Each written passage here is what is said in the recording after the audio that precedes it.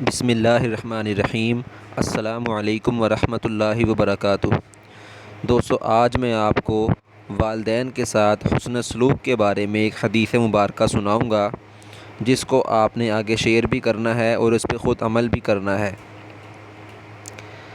ایک شخص نے رسول اللہ صلی اللہ علیہ وآلہ وسلم کی خدمت میں حاضر ہو کر عرض کیا: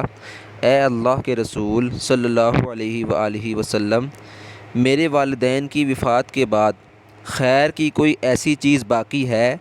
جس کے ذریعے میں ان کے ساتھ نیکی کا معاملہ کر سکوں؟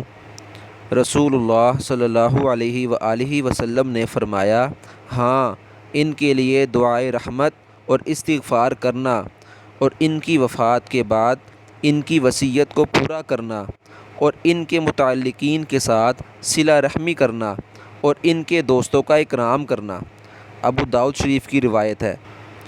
دوستو، ہم میں سے جن کے والدین حیات ہیں یا دونوں میں سے کوئی ایک حیات ہیں، تو ہمیں چاہیے کہ ہم ان کی فرما برداری کریں اور ان کی نافرمانی سے بچیں، اور جن کے والدین یا ان دونوں میں سے کوئی ایک دنیا سے رخصت ہو گئے ہیں تو انہیں چاہیے کہ اس حدیث مبارکہ پر عمل کرتے ہوئے ان کے لیے زیادہ سے زیادہ دعائے رحمت کریں، استغفار کریں، ان کی اگر انہوں نے کوئی وصیت کی ہے تو اس کو پورا کریں، اور ان کے رشتہ داروں کے ساتھ، ان کے متعلقین کے ساتھ صلہ رحمی کریں اور ان کے دوستوں کا اکرام کریں۔